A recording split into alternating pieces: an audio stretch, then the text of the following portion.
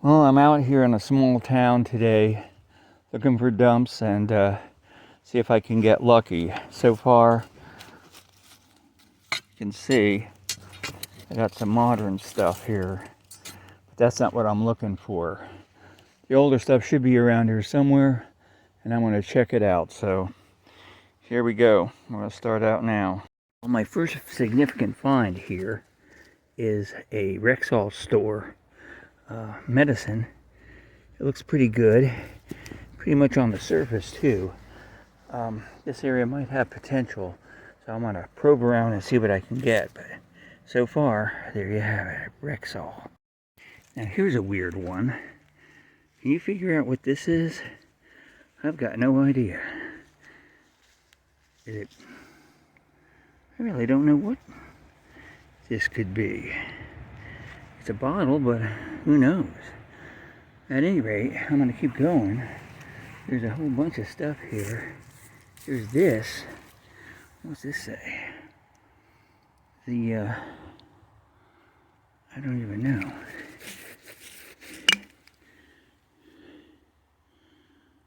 The Evans Company? Oh, it's a big medicine. But at any rate, let me keep going here and see what else I find. This is it. This is the one I've been looking for. A Bud wine. And this is a generic, it looks like. But as you can see, it says Bud wine. And try me for thirst. And it is a cool bottle. This is the bottle I've been looking for. Very rare bottle as far as I know. You don't see too many of these around. But we got a Bud wine. Cool. Let's keep on going. Has some gold leaf on it. I'm not quite sure what it is. Could be an ink. I mean, it could be a salt shaker, something like that. But I think there's a name on there. Well, I'll look at it later, but it's cool. Probably 50s. Let's keep going. You know, I just picked this up and I threw it out and I didn't know what it was. And then I realized it's a metal hand. That is almost life-size. I wonder where that came from. Pretty freaky. A metal hand. Man. Well, let's keep going. My God. Pretty perfume atomizer thing. I don't know what that would be, but has some kind of top, probably a 50s. Again, made in the 50s. So there's that. We'll keep on going. This coffee jar just came out. I mean, not much, but it's a nice coffee jar from the 40s, I would assume. And it's a cool bottle. There's been a lot of stuff coming out here, as you can see. Just that I'm not showing you because it's just boring to watch me dig nothing, really. So, coffee jar, we'll keep going. I'm not really impressed with milk glass jars, but this one's interesting. It has a long cap and it has a pedestal. And I don't think there's anything on the bottom, but that's it. We got that. We'll keep going a little further. Thank you. Just to show you, I got a Southway beverages. It don't look like it's going to last. I'll put it in my bag, but I don't think it's going to make it. But that's just to tell you, that's it. What is this? Oh man, I haven't found one of these in a long time. This is a Club beer bottle, a Southern beer company from the 50s, this 40s. That is my day maker right there. Club or Cub beer. Cub beer, that's what it is. Great. I got my day maker. Beautiful. Keep going a little further, then I'm on my way home. And another Cub has just come out. That's 2 in a row. Very good. They're probably 40s, late 40s bottles. Cool beans. Let's keep going a little bit further. Then I got to get out of here. Excellent. Cub beer. I've got a Coke Products bottle here. It says Coca-Cola. I don't know. And this, I think it's a Henry K. Wampole little medicine. So this is it, and I'm going for now. I will be back. This area has a lot more potential, and I just got to get out of here for now. But I will talk to you at the cleanup. What's this one? Probably Absorbing Junior or something. Who knows? Anyway, signing off. Bye. Okay, let's start our little review of what I dug up the other day. I went out to a town where I am familiar with, and I had found a few things there, but nothing really spectacular.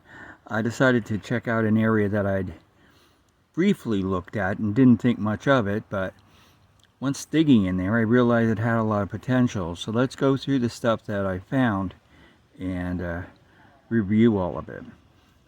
Let's start with the Rexall bottle, the medicine bottle.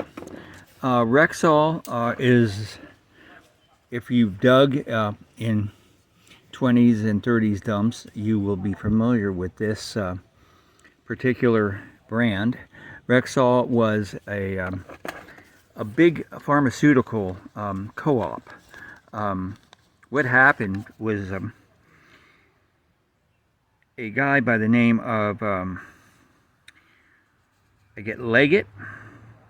He had the brainchild of deciding to start a co-op by uniting all the area pharmacies that he could get together, 40 in all, to pool their resources together and under one banner, Rexall, sell products produced by this one source.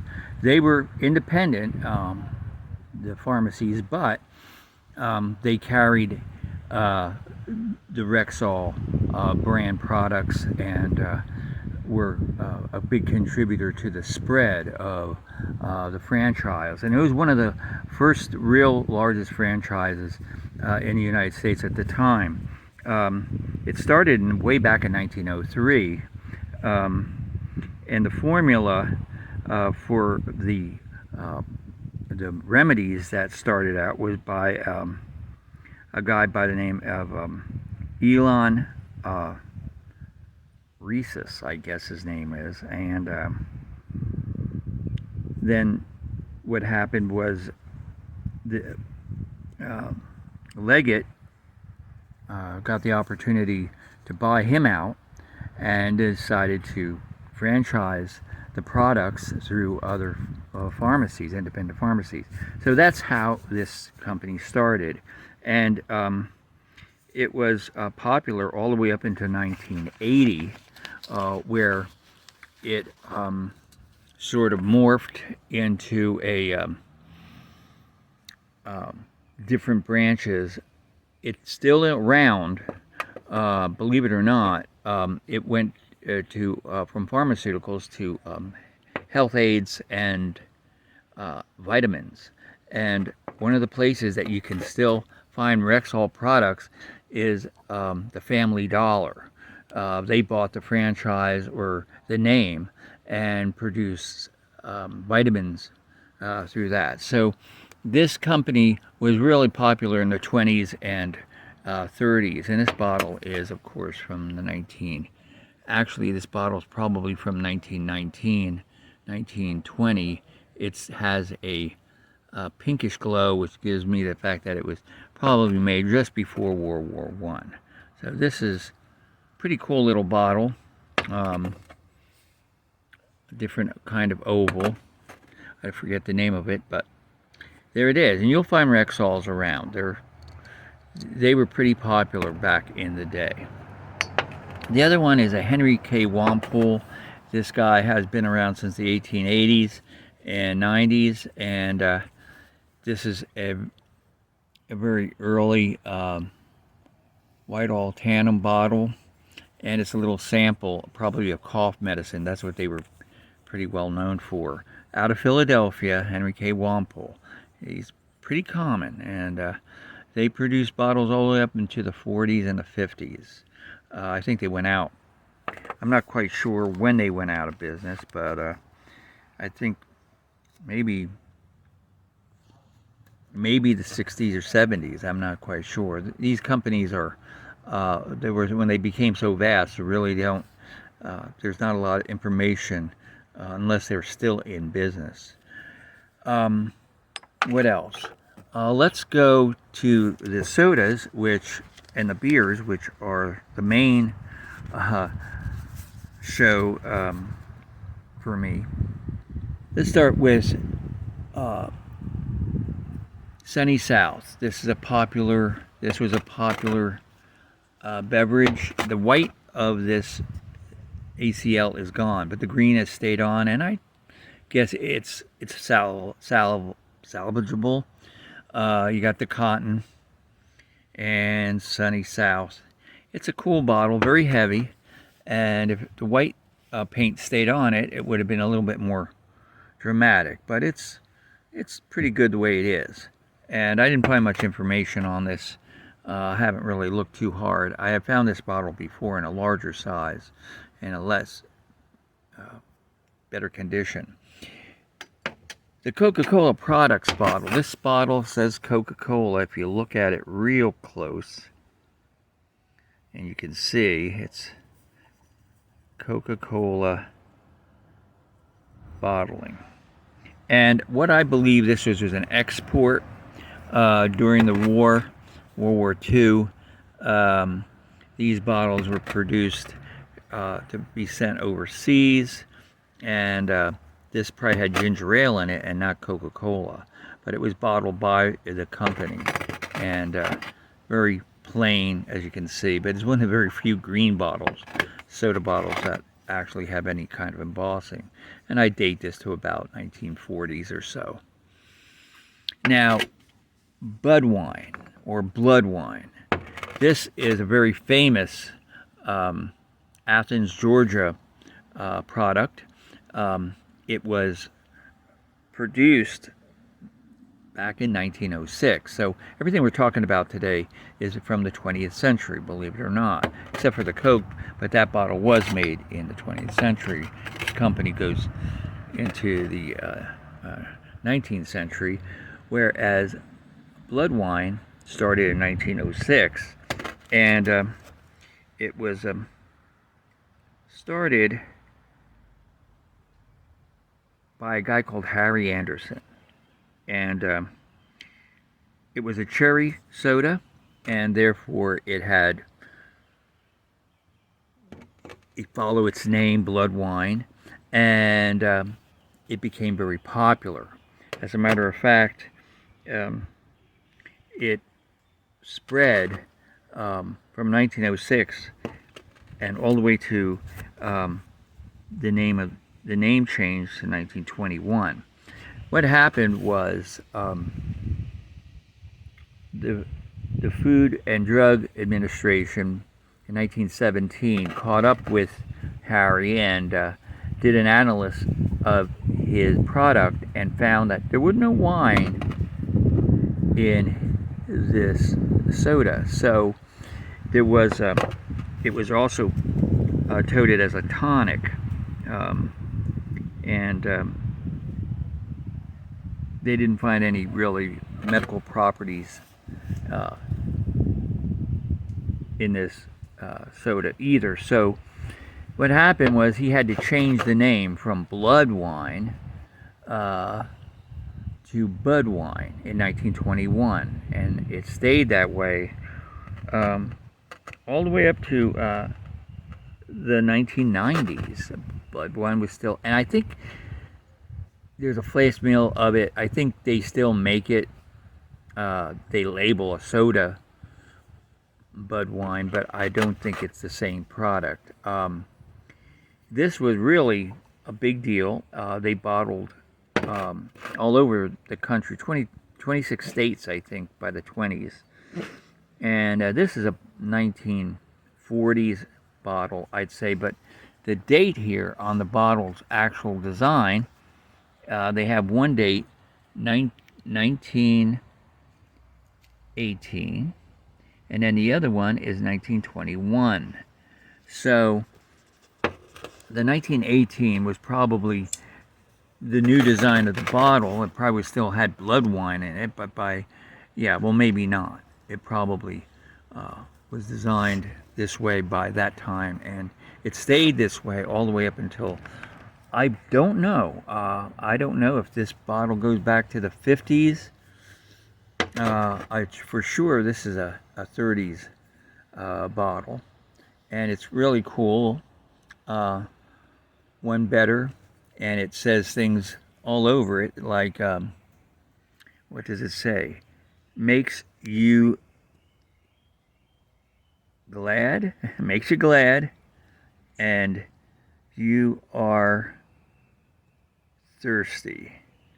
So all these expletives for this soda, and I was looking for this bottle. I found parts of it in other dumps and could never find a whole one. And this is not as common as the blood wine bottles themselves, which were produced, I think, in bigger batches and bigger quantities. So that one is a good one. Now let's go to this obscure beer bottle. Well, it's not obscure. It's actually, people find them from time to time. It's a small beer, and I couldn't find much information outside of the fact that it was O.W. Hartness, South Carolina, and I don't know. There's some other information on it, but it's so small I can't even read it. But it would come from Columbia, South Carolina, and was produced after Prohibition, from 1933 to about probably 45 or so. There's no real cutoff of when this little beer bottle was produced, but it is a unique one. I found two of them, and I think it's interesting, the fact that they produced a beer like this and a beer bottle like this after Prohibition. It's a heavy little bottle. The South isn't well known for breweries. They didn't really produce a lot of beer. Their big cities had small breweries. Even Savannah had one or two, but they didn't last very long. Beer wasn't a big deal down here as much as it was in the north. Not that many brewing Germans that came in later in the 19th century, from the after the Civil War, and pasteurization came in. Beer became more popular. It was being able to be bottled and shipped long distances. So the North really dominated, and the South languished when it came to beer. But this is a particularly interesting bottle, and they're very nice, clean examples.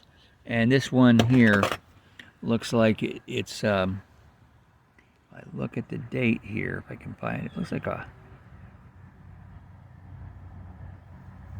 it around, see if I can read it.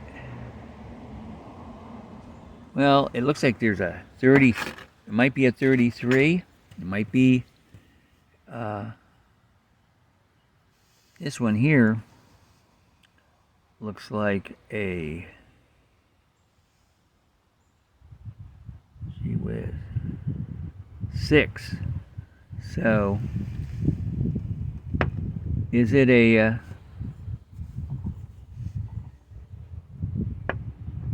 yeah, probably a 36. So those two beers are very interesting, and I was glad to find them. And they're not easy to find. All the other things I found were just generic. I got a coffee bottle, coffee jar, which I'm going to use to put stuff in. These little, I don't know what these are. They're probably moisturizers, skin moisturizers. 50s bottles a Lysol. This is a Lysol bottle from the 50s, obviously. You can see that. There might be even a date on there. It looks like 31 maybe. So, and a green bottle. I collect these. I like these here, Duraglass. And that looks like Owens, Illinois. That looks like a, I don't know. There we have it. I'm not quite sure what that is. 40s for sure. Now here's a mystery bottle. What in the heck is this thing? I have no idea. It has a cap.